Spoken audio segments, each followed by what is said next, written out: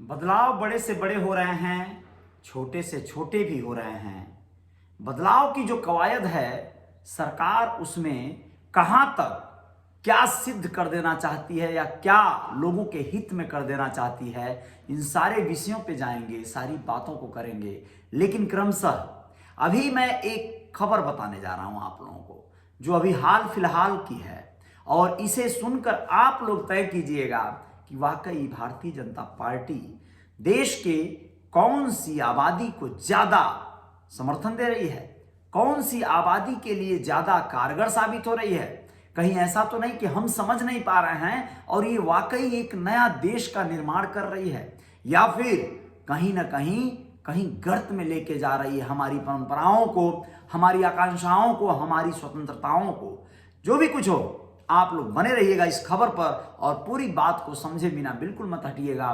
दैनिक भास्कर के बिहाफ पर, यानी उसके सौजन्य से इस खबर को मैं आप लोगों तक पहुंचा रहा हूं। दोस्तों, मुझे भी कहीं ना कहीं से कंटेंट और कहीं ना कहीं से खबरों को उठाना होता है, जो आप लोगों को बताना होता है। सीधे सीधे जो प्रकाशित हुआ है वही मैं आप लोगों को पढ़कर सुनाऊंगा अखबार दैनिक भास्कर के ऐप में। और आप लोगों को बता दूं कि आप लोग इससे अपना निर्णय लीजिएगा। नमस्कार, अजय साहनी स्टार हूं, रियल रिपोर्टर न्यूज आपका पेज है। आप सभी का स्वागत, अभिनंदन करता हूं। और आप लोगों को बताने जा रहा हूं कि 370 के बाद यूनिफॉर्म सिविल कोड, ये एक तरह का कानून है। मुस्लिमों की 4 शादियां हों या ईसाइयों में संपत्ति का बंटवारा, कॉमन लॉ बनाने का जोखिम परख रही है बीजेपी। इस तरह का टाइटल के साथ ये खबर प्रकाशित है दोस्तों, तारीख 24 नवंबर 2022, यानी विगत महीने में।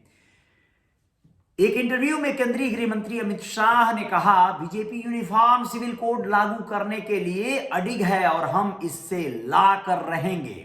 ठीक 15 दिन बाद बीजेपी राज्यसभा सांसद किशोरीलाल मीणा ने यूनिफॉर्म सिविल कोड लागू करने को लेकर राज्यसभा में प्राइवेट बिल पेश कर दिया। यानी देश में यूनिफॉर्म सिविल कोड लागू करने के लिए पहला सियासी कदम उठा लिया गया। प्राइवेट मेंबर बिल के जरिए ही सही, बीजेपी ने देश भर में कॉमन लॉ बनाने के लिए वाटर टेस्टिंग शुरू कर दी है।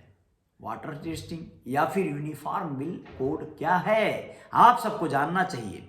कानून कई बार चोरी चोरी, चुपके चुपके भी बदल दिए जाते हैं और हमें बाद में पता चलता है, यहां तक कि कई महीनों बाद आम लोगों को, जिनको इन सब चीजों से कोई सरोकार नहीं है, विपक्ष के नेताओं को अगर कहीं यदा कदा इसकी भनक लग जाए या फिर यूं कहें कि इसकी तो उन्हें ही सबसे पहले जानकारी होगी, तो उन्हें इस पे विरोध जताना है या उनकी कोई सुनता है या नहीं सुनता है, ये भाई समझने वाली बात है। चलिए आप लोगों को बताते हैं कि ये क्या है यूनिफॉर्म सिविल कोड। आमतौर पर किसी भी देश में 2 तरह के कानून होते हैं, क्रिमिनल कानून और सिविल कानून। क्रिमिनल कानून में चोरी, लूट, मारपीट, हत्या जैसे आपराधिक मामलों की सुनवाई की जाती है। इसमें सभी धर्मों या समुदायों के लिए एक ही तरह की कोर्ट प्रोसेस और सजा का प्रावधान होता है। यानी कोई भी समुदाय हो, आप समझिए ना, धर्म को लेकर बात कर रहे हैं, यानी कत्ल हिंदू ने किया है या मुसलमान ने, या इस अपराध में जान गंवाने वाला हिंदू था या मुसलमान, इस बात से एफआईआर, सुनवाई और सजा में कोई अंतर नहीं होता है। ठीक है। सिविल कानून में सजा दिलवाने की बजाय सेटलमेंट या मुआवजे पर जोर दिया जाता है। अभी जो ऊपर बता रहा था आप लोगों को, वो क्या था, वो क्रिमिनल कानून था। ठीक है ना, क्रिमिनल एक्ट ये बोलते हैं ना, और ये सिविल एक्ट है। सिविल एक्ट में क्या होता है कि इसमें ज्यादातर मुआवजा दिलवाने की कवायद होती है, सुलह कराने का मतलब मशवरा होता है। मसलन 2 लोगों के बीच प्रॉपर्टी का विवाद हो, किसी ने आपकी मानहानि की हो, या पति पत्नी के बीच कोई मामला हो, या किसी पब्लिक प्लेस या प्रॉपर्टी का विवाद हो, ऐसे मामलों में कोर्ट सेटलमेंट कराता है, पीड़ित पक्ष को मुआवजा दिलवाता है। सिविल कानूनों में परंपरा, रीति रिवाज और संस्कृति की खास भूमिका होती है। शादी ब्याह और संपत्ति से जुड़ा मामला सिविल कानून के अंदर आता है। भारत में अलग अलग धर्मों में के शादी ब्याह, पारिवारिक और संपत्ति से जुड़े मामलों में रीति रिवाज, संस्कृति और परंपराओं का खास महत्व है। इन्हीं के आधार पर धर्म या समुदाय विशेष के लिए अलग अलग कानून भी है। अब समझिएगा खूब बारीकी से, बढ़िया ये पोस्ट था इसलिए मैं आप लोगों को पढ़ के सुना रहा हूं। यही वजह है कि इस तरह के कानूनों को हम पर्सनल लॉ भी कहते हैं।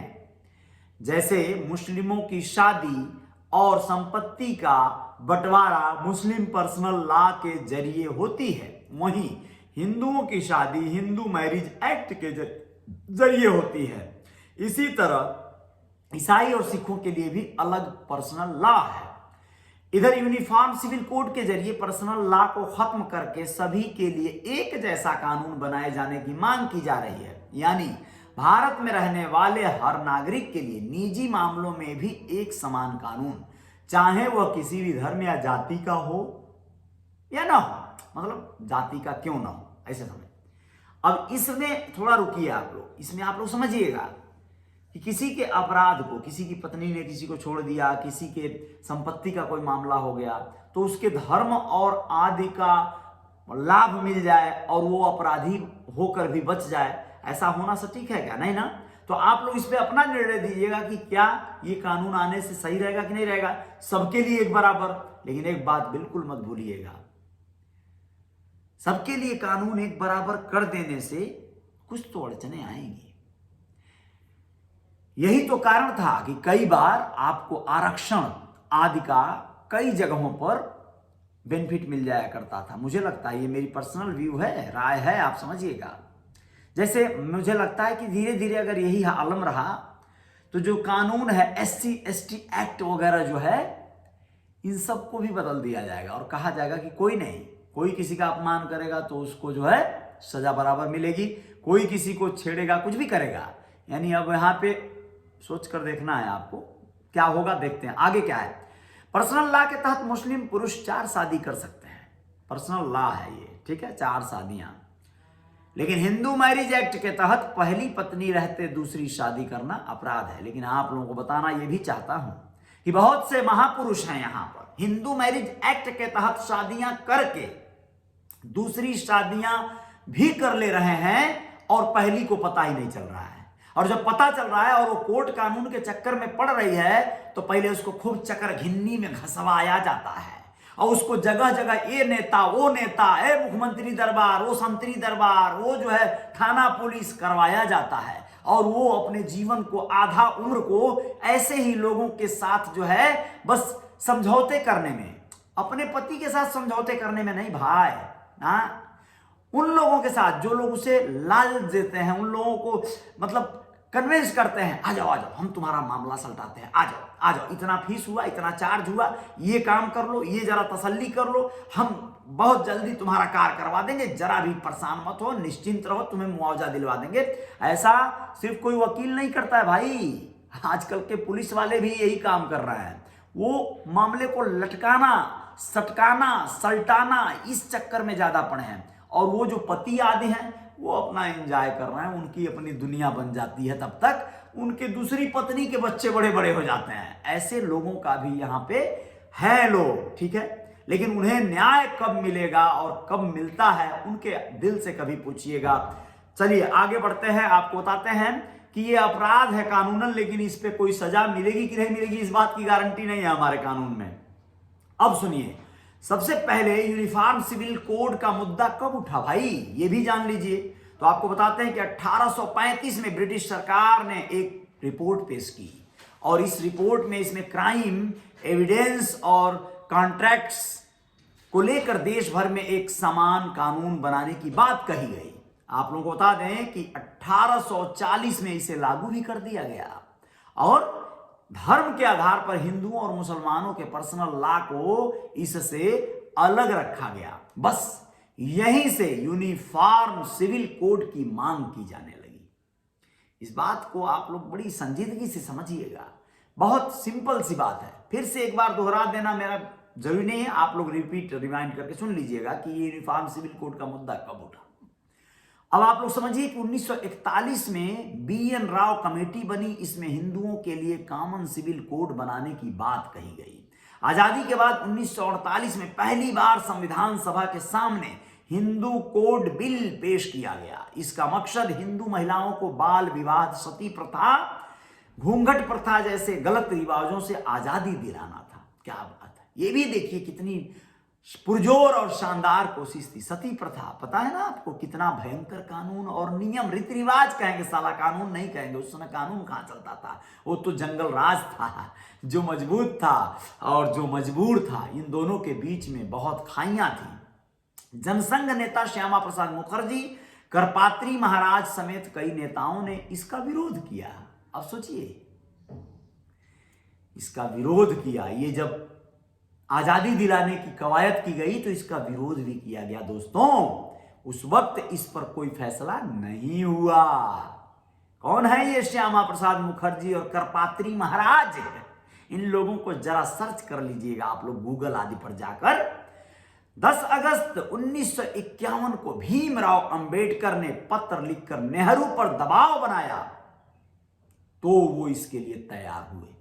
दबाव बनाया, बाबा साहब भीमराव अंबेडकर ने, कानून मंत्री हुआ करते थे ना, पत्र लिखा कि ये कानून हर हाल में आना चाहिए। ये श्यामा प्रसाद मुखर्जी और करपात्री जैसा कुपात्री जो लोग भी हैं, ये लोग कौन है भाई?